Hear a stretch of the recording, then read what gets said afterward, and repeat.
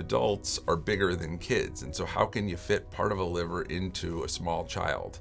Well, the good news is that our surgeons have surgical techniques to take part of the liver off of an adult, so about 25 to 30% of that liver, and put it into the small child, and it'll fit really well. Amazingly, that liver grows with the child. They don't need a new liver that gets bigger in the next couple of years. It just grows with the child. If we have children who are 6 to 10 years of age, sometimes they need a bigger piece of liver, and so we even have the ability to take the entire left lobe of an adult and put it into that child, and again, grows with that child.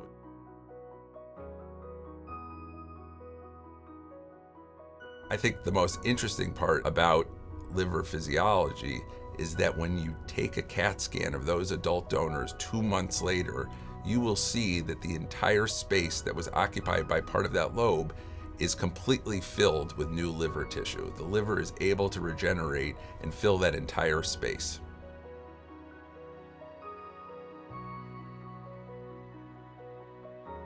Once a non-directed donor steps forward and says they want to donate to a child, we will usually direct them to one of our adult hospitals here in the area. There, they'll usually need to get a good evaluation to make sure that they're healthy enough to donate.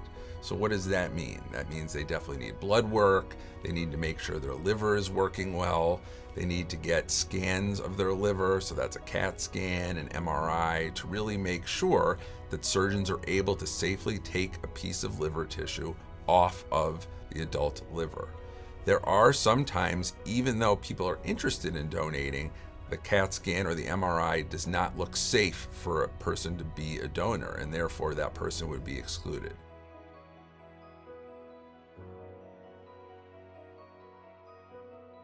Adult donors will usually stay in the hospital for a few days to recover, and then they'll be able to go home and recover at home.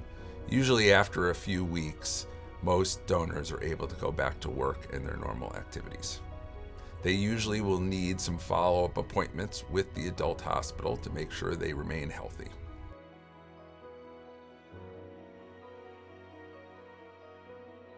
Non-directed donors really make a difference. Our children come out of those operations healthy. They're leaving the hospital after a few weeks. They're coming to see us clinic frequently and then very infrequently because they're doing so well. Your selfless act could make a major impact in our patients' lives.